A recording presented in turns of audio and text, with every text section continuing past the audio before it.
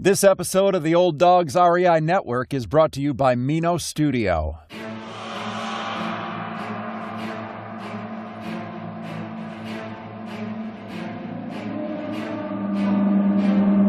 In a world where jobs are how most people make money, one man, one desire, one challenge dares to break the mold. Welcome to the Old Dogs REI Network, where we don't work for money. Money works for us. Coming soon. Viewer discretion advised.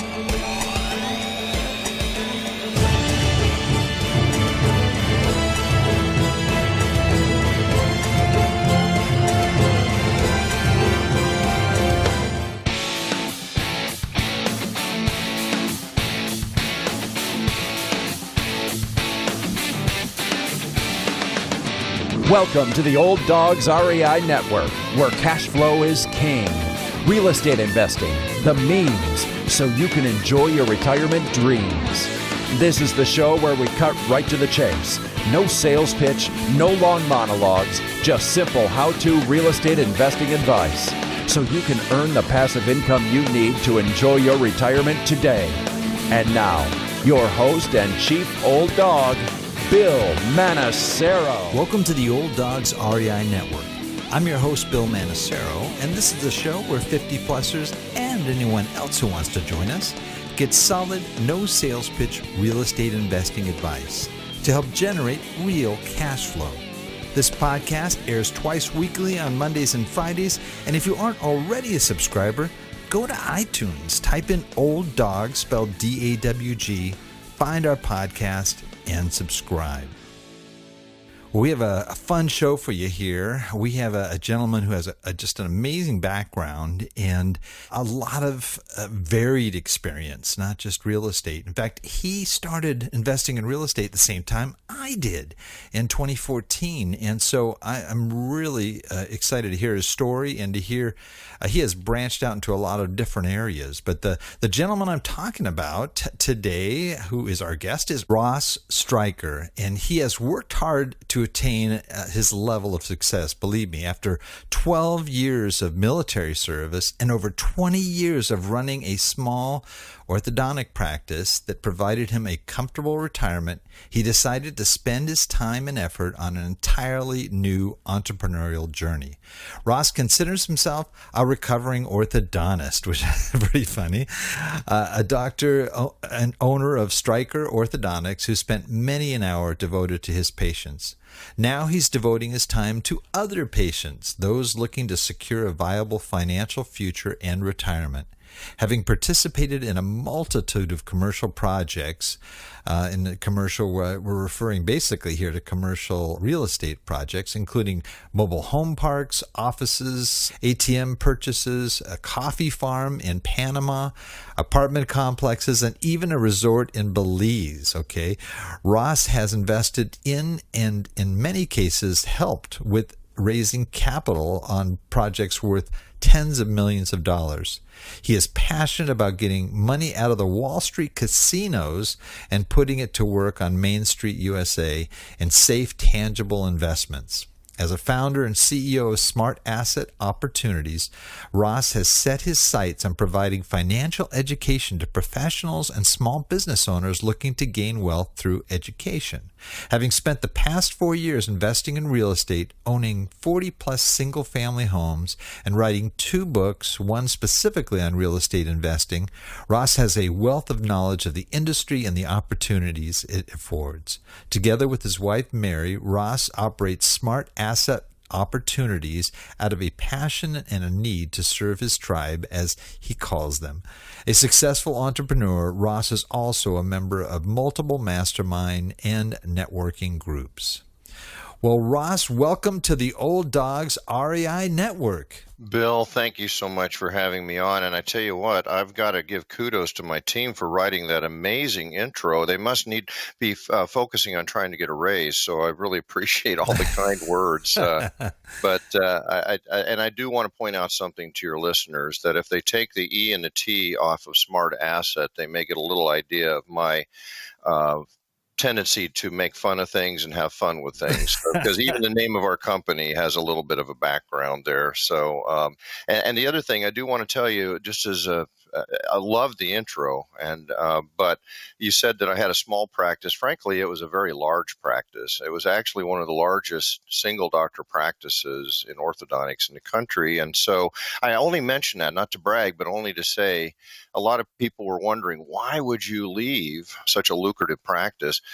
And Bill, it's at some point you just realize there's something else out there for you. And I knew there was something else out there. I knew there was a different group that I could help and serve, just like I was served. And so leaving the practice was difficult, but it was also something that I really had to do. It was time to stretch. It was time to grow and leave that safety net, those golden handcuffs of that W-2 income behind, and say, there's something else I need to do, and I'm on a mission to do that. So you mentioned when we were off the air about how many mouths you've actually worked on. How many is in the 20 years of practice did you actually, put braces on, right? Yeah, between my time in the military and my private practice, I'm sure that I treated over 10,000 patients. And so, after you've done something, not just for 10,000 hours, but 10,000 times, you start to get pretty good at it, to the point where you're either getting bored or you're more excited about it. And I was both. I loved what I did. It's actually, frankly, the best profession in the world, in my opinion. And but it was time to do something different. I was asked at lunch today. I'm in Birmingham on a project I'm working on here. I'm out away from home, and that created a little issue with our web connection here. But I was asked at lunch, "Do you miss it?" And I said, I do miss it sometimes. I miss the socialization, but I'm so glad I did it, because it was time in life. I'm still young enough where I can do something else and contribute, and because I need to have a why. I need to wake up every morning and say, this is somebody I'm serving. This is what I need to do. And Bill, I'm just going to say something, because I know a lot of your listeners don't know your background, but I know you have a very strong why, and that's why I was so excited to be on your podcast. Oh, well, thank you much.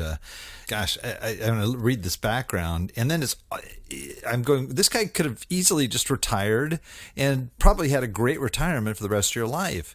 And I'm kind of thinking, why would he want to pick up something totally new and move in this direction? It seems, it seems like it's definitely not necessary, but it looks like you also have a big why yourself, and maybe you could just tell us a little bit about your motivation. Before I go into that, I want to tell you somebody that I really want to give a thanks to, and that's my wife, Mary, because you're right. We had built up enough money that just totally passively, Bill, I'm not talking about any activity at all. I'm just talking about strictly writing a check, whether it be a lender or participant in syndications, that we could have simply spent all our time at the beach. And frankly, there's probably days that she wishes she had insisted on that. But to her credit, she went along with my thought of starting this new company, which, starting any new company takes a lot of capital. It takes a lot of time. And the capital comes from joining these masterminds, which they're not giving away entry to those for free. I'm talking about the kind of networks that, insider information on Wall Street gets you thrown in jail. But as you know, insider information in real estate is where you make the money. And it's networking and meeting people. It's a people business. It's a team business. It's about building teams and meeting people. So our why is that we were helped. And I want to pay that forward. And, 4 years ago when we started getting into real estate investing, we'd been accidental real estate investors before that, owning our offices I worked in and houses and that kind of thing. I'm not talking about that. I'm talking about what we're doing now. But we had help getting started with that. And I just really feel a real passion to help other people, and going a little deeper because of my military background. And, with Veterans Day coming up as we're recording this, and I know this is supposed to be evergreen probably, but I am going to date a little bit. We are in November, and it's Veterans Day coming up. There are many causes that help veterans, and well-deserved, and they should, because they deserve that. But there's very few causes that help military family members. Most people don't realize the sacrifice that these families make every time they move. Kids are changing schools. Every time they move, they have to find new doctors, new dentists, new service providers. Then we just had an issue in our area where a service member's deployed. they had just bought a house, they're in the middle of a rehab, and now you've got a spouse left there to clean up this mess. And, to be able to help those kind of people, that is really, truly one of our big whys, is to be able to say, we know somebody, here's somebody who can help you, and we can make it happen. And those kind of things just really, it's really a big why for me to be able to do that. And so I would encourage your listeners to think about some of the causes for military veterans and active duty, but to also think about those families that really serve too, because they are under a lot of pressure a lot of times. And it's a hard job, if you want to call it a job, being a military family. Yeah, that is so true, Ross. That's a great point, and I hope that the people listening too will take that thought to mind, especially as we approach Veterans Day, because I know a lot of folks that are in that position, especially the wives that in many cases have to sit home and take care of the kids, while our husband is out there serving our country. And so I can totally relate to that. I think that's awesome. We thank you for your service, and we thank you for your heart for those other fellow compadres out there too that are out just keeping our country safe. That's awesome. Yeah, and we don't want to be chauvinistic. There's a lot of females serving too, and you can imagine how that impacts families when mommy's gone for 6 to 12 months. That's very difficult as well. You're so right. Either role. So that's true. That kind of sounds kind of chauvinistic on my part, but you're right. I've seen those situations where mommy comes home, and that's wow, that's heartbreaking, man, on either end. So yeah. Wow. Well, I'm looking at this, I'm going, God, what a great, you've had such a great background and years, and a lot of guys, like you said, would be kind of hanging it up and, going out and building their seashell collection and walk along the beach here. Yeah. But you're just like pumping up for this new move. You mentioned you'd own some practices, probably the buildings where your practice was and your own personal homes. But what actually got you into real estate investing beyond that? Like any change in life, a lot of it comes down to a crisis, a difficult situation, a moment where you realize I'm on the wrong path. And the path I was on, and I know many of the tribe, as I call them, that I deal with, doctors, dentists, and I know these are first world problems, Bill. I get it. But, they feel trapped. They feel they're trapped in a great income, but they don't know how to replace that income. And here I was 4 years ago at age 58. I'm 62 now. And I realized I can keep doing this until I die, but how to replace this income? Now, my wife and I didn't really think we spent a lot or spend a lot now. But of course, most people looking from the outside in would say, well, of course you spend a lot. You have a budget that's a budget of some small countries. I mean, you spend a lot of money. And I get that, but we didn't want to sacrifice that lifestyle in retirement. One of the typical things, just sidebar on that, one of the things that financial planners tell you when you retire to make it more palatable what you're going to live on is say, well, you're going to give less money to charity. And I just look at that advice and I'm like, what the hell kind of advice is that? Who wants to live a lifestyle less than what you're used to? Who wants to give away less in retirement than they gave while they were actively working a W-2 job? Who wants to have to go to the early dinners at 4 o'clock instead of eating dinner when all the things that you hear financial planners tell you to do. And we're just like, no. And just on that, 95% of the dentists in this country retire to a lifestyle less than what they were used to, which frankly mirrors society as a whole. Most people get to retirement and they're just used to the fact, because we've been pumped this information by the traditional financial world. I'm not criticizing them. They've got a product to sell. I get that. But we've just been pumped this idea that you're just supposed to live on less in retirement. That's just not the way it should be, Bill. That's poor planning. And I hope to help more people get a better plan, get a better goal in mind so that they can do the things I'm doing, whether it's, yes, going to the beach and collecting shells, or I like to say having a metal detector and finding coins on the beach. Right. But they may have a bigger why in retirement, like you do and like I do. And they may want to have that passion to do that, but they don't know how to do it because they don't know how to replace that active income. So if I can help even one person, hopefully more than that, get to the point where they can replace their income and do their big why that they've been waiting to do, let's get them helped. And I know you do that too, because just like me, I like to educate people. Oh, that's great. Well, was there a certain sort of a aha moment, so to speak, where you really looked at, I mean, you're checking your options, you're looking at what you might be able to do. It was something that just hit you. Wow, this looks like a great alternative for me. Yeah. Yeah. So the first mastermind we stumbled into, and it was a great one. I no longer belong to it, but it's a great group because it was a great place for us to start. It was called Freedom Founders, and it's a group of dentists, and they meet in Dallas. And we went to a meeting just thinking, oh, well, sounds like something interesting. And we know it's a group of dentists. We know they do real estate investing. We don't know anything about real estate investing. And I can remember being in the room and being used to the typical financial advice, which is once you're into retirement mode, you have to seek safe investments. Now, I hate that word safe because safe generally means a 2 or 3% return, which means you're not even going to keep up with inflation and taxes, but they call it safe, which is ridiculous. But anyway, that's not the point. The point is, for most people to get a 3% return on the pile of money they've accumulated, because we're all told we have to collect this pile of money, more on that later, but the pile has to be so vast at 3% to replace your income, it's not workable. I remember sitting in that room and they went through the numbers and they said, well, you can easily make 6%, you can easily make 8%, and you can really pretty easily make 10% in real estate investing, and you can do better than that if you want to get active. But if you just want to be passive, and again, this is 4 years ago, I know things have changed a little bit, but not a lot. And I'm sitting there going, you got to be kidding me. I can make 10% passively in real estate investing? I'm looking at my wife going, we're done. We're there. And the light bulb went off. I'm like, eureka. Now, it's one thing to hear it. It's another thing to really believe it. And so you have to take that information a little bit at a time. And then you really start getting stoked and you start investing in things one little step at a time. And you see that, hey, this is possible. Did we make mistakes along the way? Of course. Don't we all?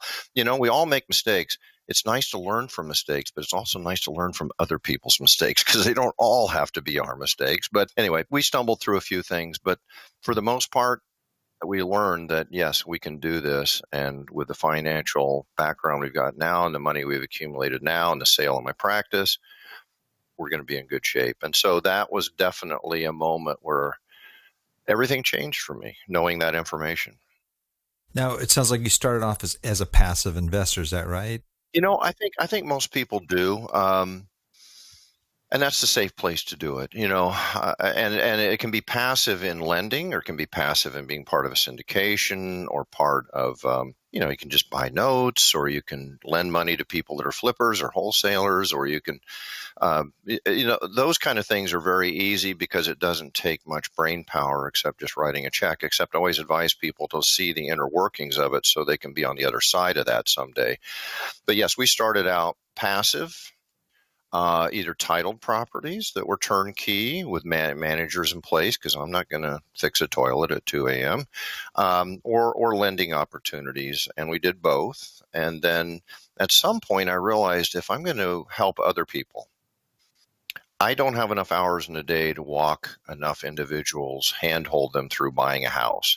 So I knew I had to scale into something different. And so it transitioned eventually to where if we were going to be the rainmaker, so to speak, that was making opportunities happen, I had to go to something more commercial, whether it be multifamily, whether it be commercial office buildings, self-storage that were involved with assisted living, some other kind of projects that we could help bring other people's capital to an opportunity. But I'm very, very insistent on people not to just throw money at us. I know that sounds stupid, but I want them to learn something. I want them to get educated, because if they're just giving me money for opportunities, guess what? I'm just like a Wall Street shill. I'm just taking their money and putting it into something. They didn't learn anything by the end of that. I want them to get educated. I want them to grow. I want them to be able to take responsibility for their own finances. So mentioned you in your bio that you also have 40 plus single family homes in addition to ATM machines, coffee farm in Panama. Are these your personal investments or investments that you have brought other people to? Each. Now, I will say this, the single-family homes are shrinking because at age 62, I don't have enough neurons to juggle the 40 single-family homes. So we've been selling some of those off and investing in more commercial properties. Now, some of them that are mentioned, what you read, are simply, some of them are personal investments that we have, but some of them are things that we've helped other people raise capital for. For example, we had a webinar last night. I have a weekly blog. We've got a list. We send an email out to the list. We say, look, we've got an opportunity. I'm investing in it. I know this person that's bringing it to you on this webinar. I've vetted it personally. I've been there to visit it, and we'd like you to join in. So we get people that join on the webinar, and I know that the promoter has had calls today saying, yeah, this is a great opportunity. Where can we write a check and get this kind of passive return over the next 5 years? Anywhere but this. And frankly, I'm not sure where you could. Now, you know this, opportunities are very hard to find now. And that's why you've got to network. You've got to find the right people. And if you're going to do a promotion yourself or find opportunities yourself, well, it takes a lot of digging. But, I tell my team, and I've got other people working with me, if it's hard, I like it because that means most people won't do it. If it's hard, I'll do it. I'll put in the hard work. Most people won't, and you know that. It just, after a while, you're looking at 100 apartment buildings or whatever. In our case, self-storage right now is our focus. And you're just like, God, am I ever going to find one where the numbers make sense? And you just got to keep digging and digging, and then you find that proverbial diamond in the rough. Oh, yeah, that's the truth. I mean, it definitely has tightened up a little bit out there. I think a lot of that's just the influx of institutional and international money that's coming in, trying to buy the same things, and it's difficult to compete with that. But are most of the folks that you're working with interested in cash flow, or are they just looking for a good return on their dollar? That's a good question. And, I get asked, I'm sorry, Bill, I hate to be a smart aleck, but I get asked a question about should I invest in this opportunity? And how would you possibly answer that for somebody? You can't possibly answer it because everybody's need is different. So somebody else, like even after the webinar we did last night, I got a text message that says, I don't know, what do you think? Should I invest in this? I'm like, I'm sorry, I don't know your needs. I don't know how much money you've accumulated. I don't know how much longer you keep working at that W-2 job. I don't know this or your risk, whatever. So to answer your question, some people do need cash flow now. That would typically be somebody who's past the W-2 income. But for people who are in their 40s and 50s that are still intending to work for a while, many of them have kids that are in college and they've got to keep working for a while. I get that. Do they really need a preferred return on an investment? They still want it, but I try to educate them to say, you really want more of an equity play on the back end of this because you're going to make more money that way. The 8% preferred return that we typically hear investors getting, and then maybe an equity part on the back end. Think about that. At their marginal tax rate, which any of this additional income for most of the people I'm talking to, they're in the highest tax bracket.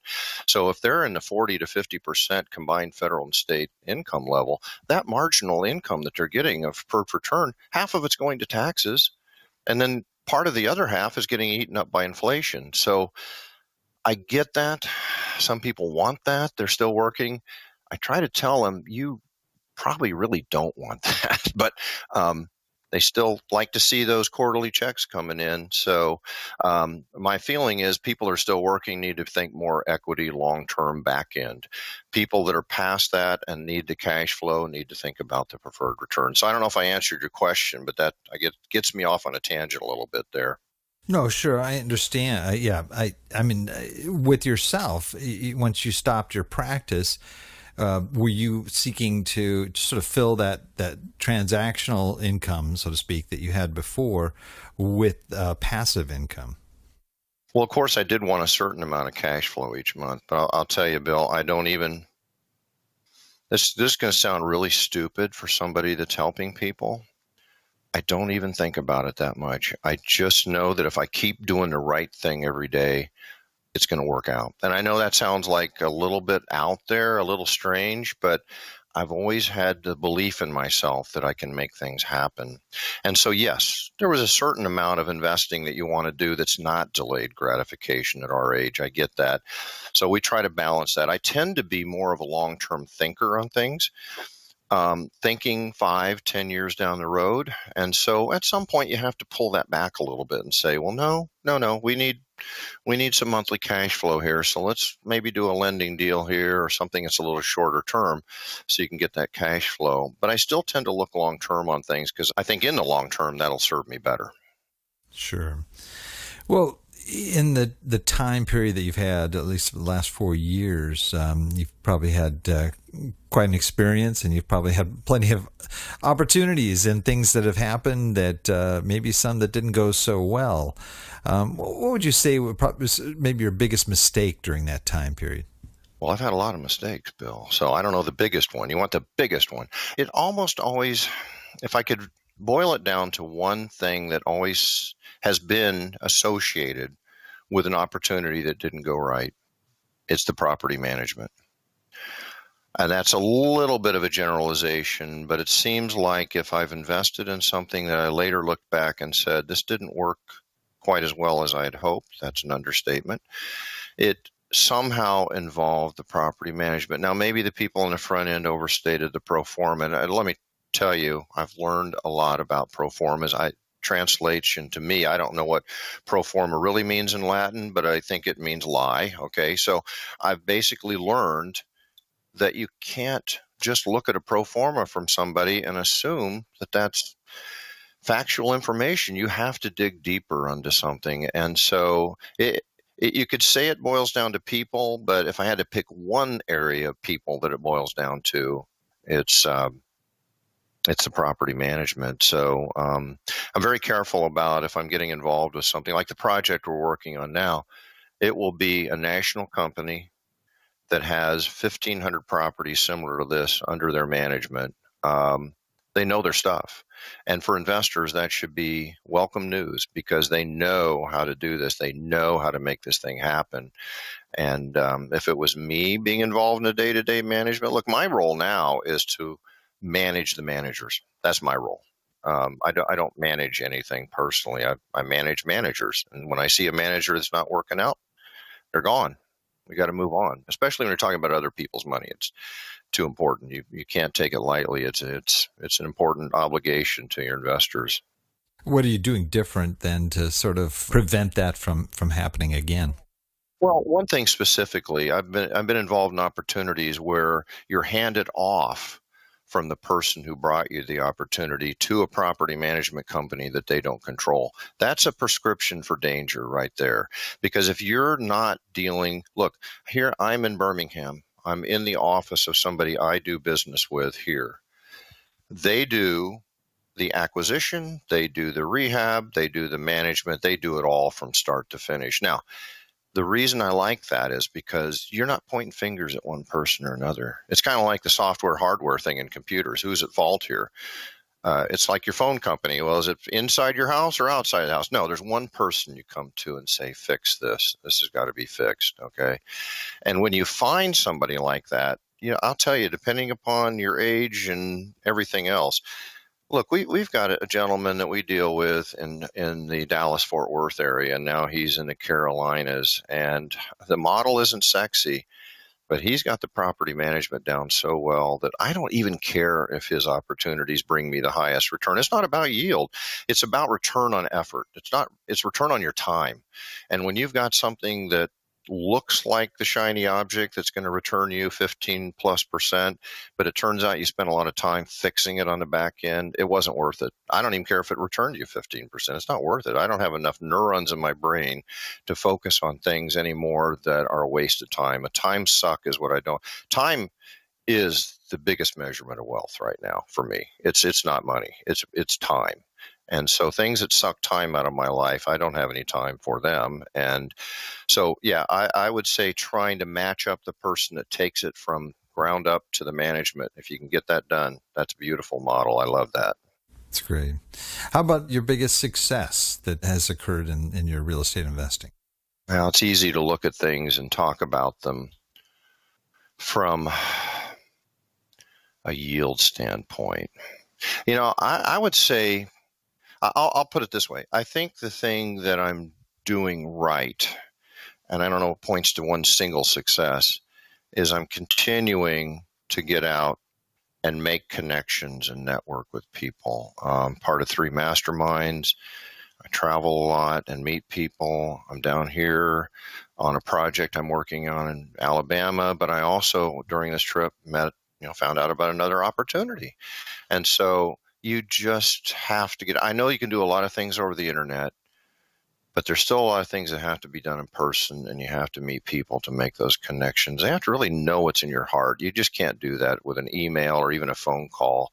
And so I would say the biggest thing I'm doing right, if you want to call it success, is I'm continuing to find those people that lift me up, that are doing things the right way. And then, maybe getting rid of the people that you find out you can't rely on. So that's kind of a weird way of answering your question, but I guess that's the best I can do. No, that's good answer. Well, you and I have something in common here, and that is you are dealing with a lot of folks that are either approaching retirement or already in retirement, right? I mean, Yep. for the most part. Yep. And that's our target audience here. Some of them that are approaching retirement, they're concerned that the money that they do have to put together for retirement isn't going to be enough, or maybe it's not going to last. And then there's that other group that's already in retirement, and they're kind of realizing, gee, this coupon clipping isn't so much fun. I want to be able to have the retirement that I've always dreamed about, right? Yeah. What advice would you have to those folks in terms of real estate as a means to change that situation? Well, if it's somebody that's still in business, and my typical avatar tribe member is a small business owner, it could be a professional, it could be a dentist, a medical professional, or even just a plumber or heating and air conditioning business. It's all the same. It's just a different business. The first thing I always tell them to do is to invest in yourself. I mean, I know it sounds cliche, but truly you need to get educated about just terminology and get familiar with things so you're not intimidated. We go into people that have a knowledge of an area, whether it be Wall Street or some other area, and we don't understand some of the basic terms, and we just feel helpless, and we feel like, oh, we're just going to give our money to somebody. So I always tell them to get educated first. The second thing for a small business owner, if they're still in business, is to keep the value of your business up, because hopefully look, too many dentists have planned their retirement based on the sale of the practice, and that doesn't work out well, trust me. But if you can keep the value of that business up, that business, and you should be able to get a very solid return for your investment on that business, probably better than real estate, frankly. And then the last thing is to network with people and find those safe people. It's about people. It's not about a building. It's not about a house. It's about the people you're dealing with. Now, if somebody's already in retirement and they're clipping the coupons, or as I like to say, they're fixing dinner with that book called 64 Ways to Make Dinner with Alpo, which fits in with your Old Dog Network, by the way. Oh, God. Yeah. So, their expectations need to change a little bit, like that light bulb moment I had. Now, maybe they're not at the point where they have a number, so to speak, that's big enough that even at, say, a theoretical percent of 10% is enough but there's always something you can do to improve your lot by educating yourself. You don't have to spend a lot of money joining a mastermind. It can start with just something simple like reading a book and finding information that way. So, that's what I would tell them, is just find the right people and surround yourself with them, and make sure that, you're continuing to learn every day something new. That's true. And that's what I love about it, too, is the fact that learning something new, especially a whole new business, is exciting. It's a challenge. It's keeps my mind active, and I meet lots of interesting people. It's a blast from that standpoint. Yeah, it really is. Well, you've been doing this for about 4 years. It sounds like, for the most part, and starting off your company's Smart Asset Opportunities. What's sort of your goal for the long term for this company? My goal is just to help as many people as I can. I don't want, I've told the folks that I work with, I don't want a lot of employees. And I know I love the people that work with me. I've got Shannon, who's in Missouri, Natalie, who's virtually with us from Florida, Ivy in the Philippines that helps us, and of course my wife. But hiring more employees is just not where it's at for me. I want to surround myself with people that don't have a W-2 attitude. And as a matter of fact, just a little sidebar here. Every meeting that we have, and sometimes we don't make it weekly, but I ask them where they're at on their freedom goal, because I want them to be able to come in someday and say, hey, I don't need this job. I'm out of here. Okay. And I don't want people working for me. I want people working with me. I want people that are learning. It's that old thing about the 5 people that you surround yourself with. You're going to become the average of that. And even the people I'm working on a daily basis in my team, I want to make sure they're growing and learning and planning their own freedom plan. I want them to be free. I don't want them to have to depend on a job from me. I want them to be free. So I want everybody to be able to reach that point. And unfortunately, the way that our system is set up now, the vast majority of people, even very smart, look, small business owners are some of the hardest working people in this country, probably the hardest working. They put in hours and hours, and yet for them to reach retirement age and not be able to live a lifestyle, that's just, to me, unfathomable. It really, pardon my French, it pisses me off, Bill, that Right. our system is designed that they're going to get to that point. And it's got to change. And if I can make some small help toward changing that, that's what I want to do. I love it. That's very much the motivation here too. I love to see it when people can take control and see things happen. Especially those folks, like you said, that have been working so hard for so long, to be able to see the fruit of their labor, rather quickly with real estate investing, which is pretty neat about it. Yeah. Well, we're kind of getting close to our time here. Before we move into what we call our wrap it up session, too, I just wanted to just ask you, kind of, maybe this is a real loaded question here, but one of the things that your material mentions here is that the real estate market doesn't really exist. Could you just kind of clarify what is that? What does that mean to you?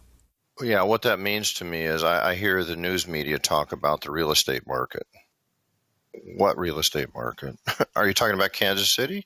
Talking about Indianapolis? You talking about Birmingham, Alabama? Are you talking about multifamily? Are you talking about commercial office buildings? Are you talking about single family homes? Talking about storage? There is no real estate market. There's sub-markets, 400 and some in the country, whatever number it is.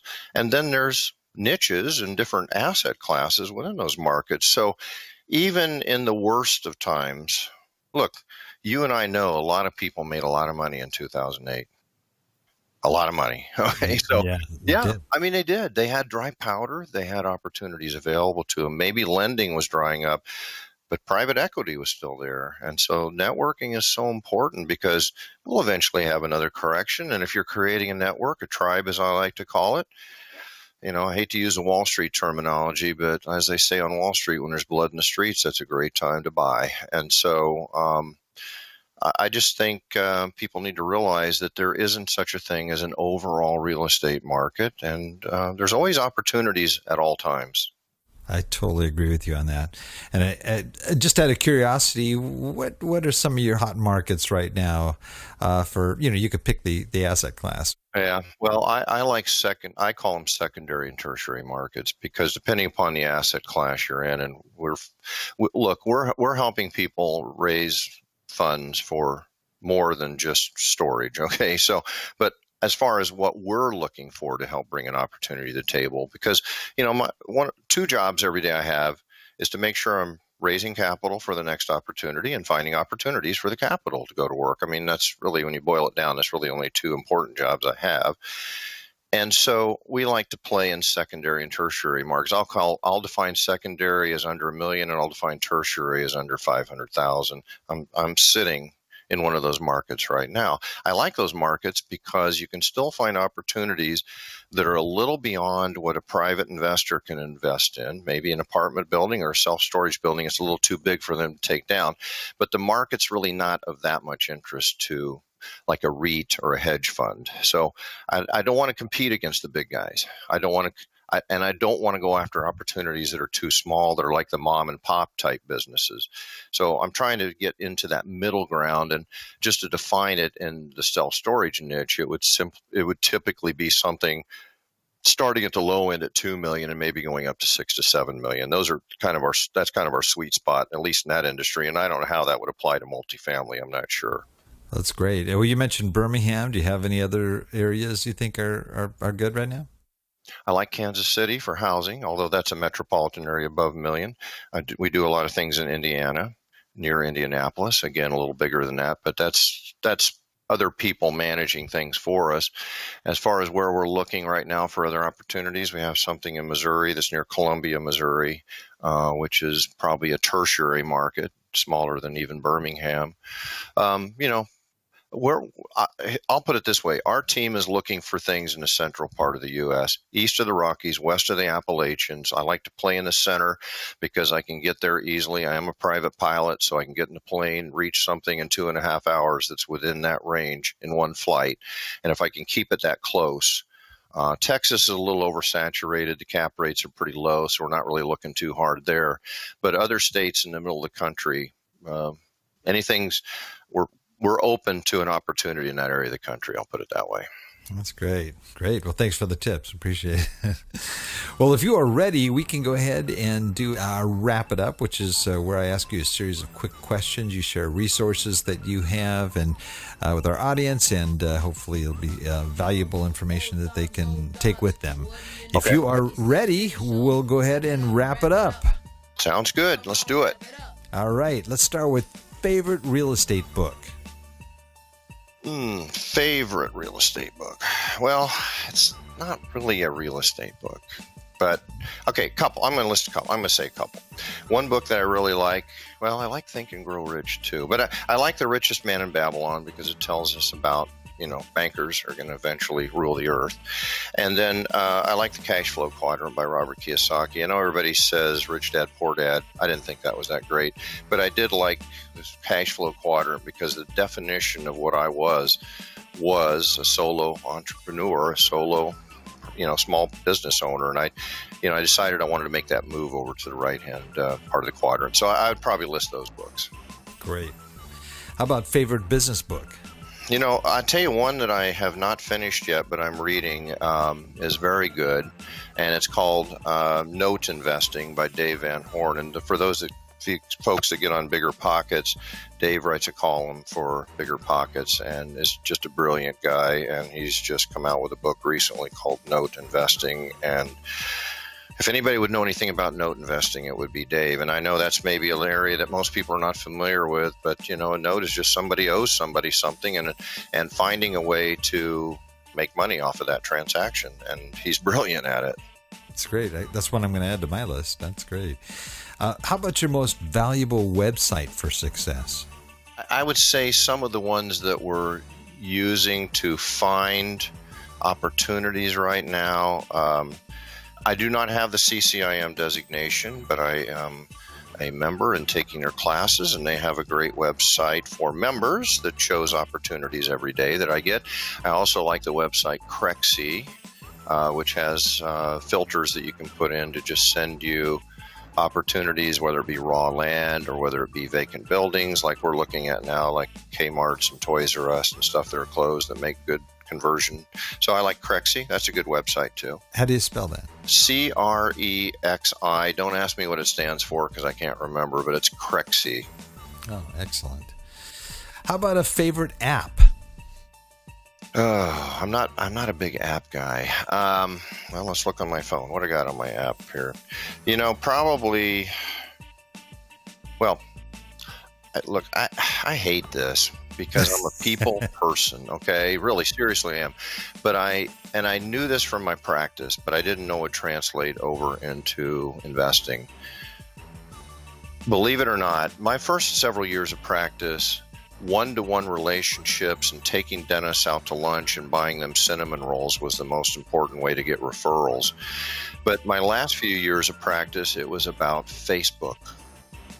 And I'm telling you, moms are on Facebook. And unfortunately, they're talking a lot about which orthodontist to take their kids to. And I didn't think anything about that. But we have recently engaged the same person that was helping us with the orthodontic practice to boost our presence on Facebook because, and it's amazing. It's shocking and almost disgusting and disappointing to me, Bill, that's important in that. But another one that I use frequently is TurboScan. because it seems like when I'm on the road, I need to scan something, I need to sign something and scan it, and then I don't have to go down to the front desk of the hotel and do that. Or if I've got a page in a book somebody hands me and I can just turbo scan it. Oops, probably violated some rule there. But anyway, so I use turbo scan quite a bit. Oh, good. That's a good one. How about favorite quote? Oh, that's easy.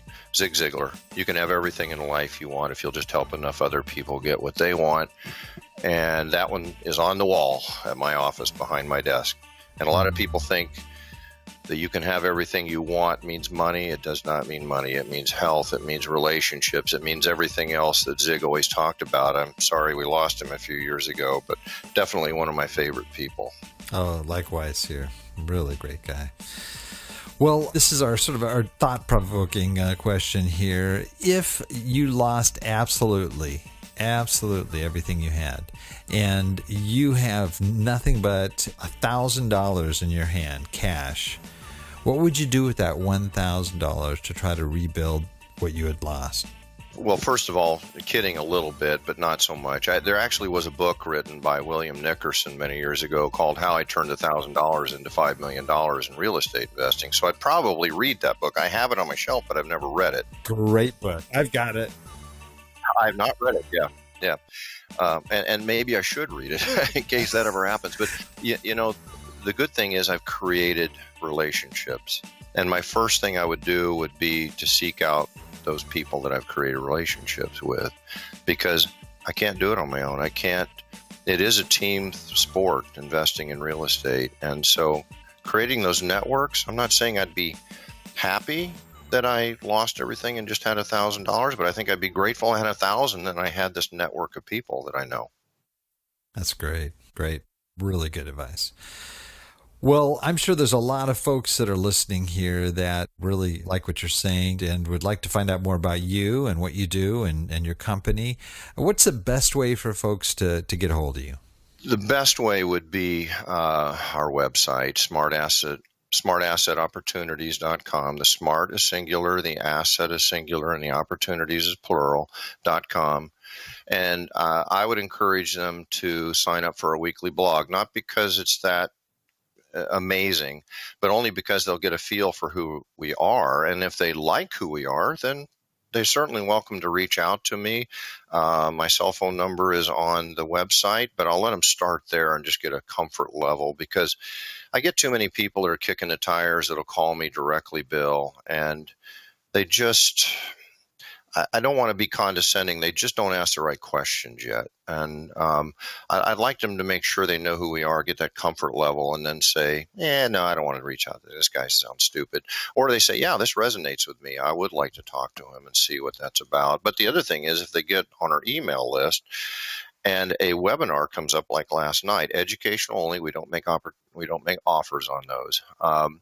But they'll get an invite to that, and they'll be able to come on and see a little bit of the behind the curtain stuff about how an opportunity like that works. And so that's the best way to get a hold of me. Great. The time has zipped by here, Ross, and I've just really enjoyed having you on here. And we have a time-tested a sort of tradition here that we do with all of our guests, and that is to close us out with your best old hound dog howl. You know, we're called the Old Dogs REI Network, and rumor has it you've been practicing here, and you might have something pretty good for us. Well, you know, I only wish that my dogs were here to help me with this, because they have some pretty good howls themselves. And you know, just to remind your listeners, I am in someone else's business office here while I'm doing this. So I warned Kate, the receptionist, outside. Now, there's somebody on the back side of this door that I didn't warn. I have no idea who's in that side of the office. So, yes, but I definitely look, if my dogs listen to this podcast later with me, I do not want them to be disappointed, Bill. So I know the feeling. I know the feeling. I know. I love my dogs. So, all right, are you ready? I am ready. Okay, here we go. Let me clear my throat a little bit there.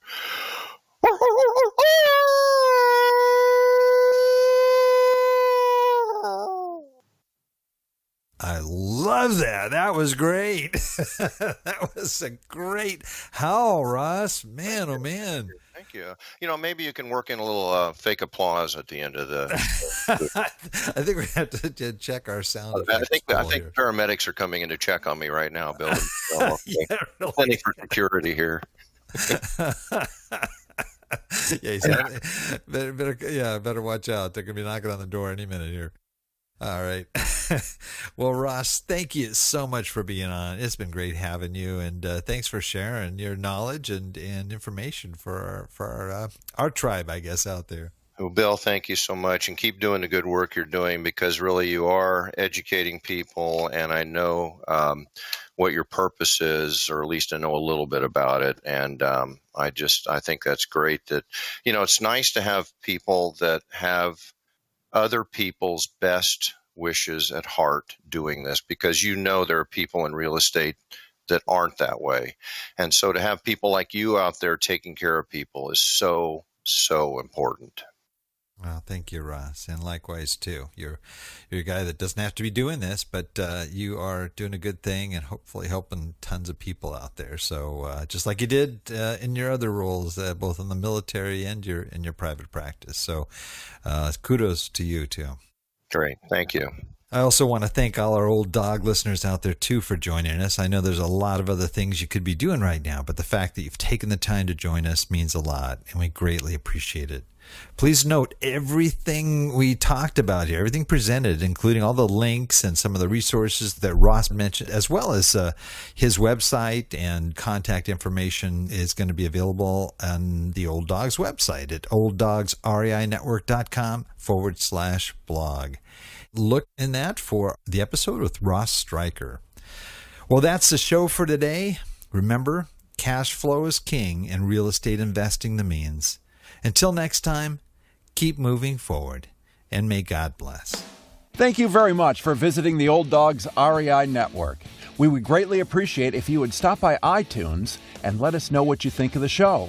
We would love if you could subscribe to the podcast, give us a 5-star rating, and write a review. The more ratings and reviews we receive, the more visible the podcast will be to others. Thank you.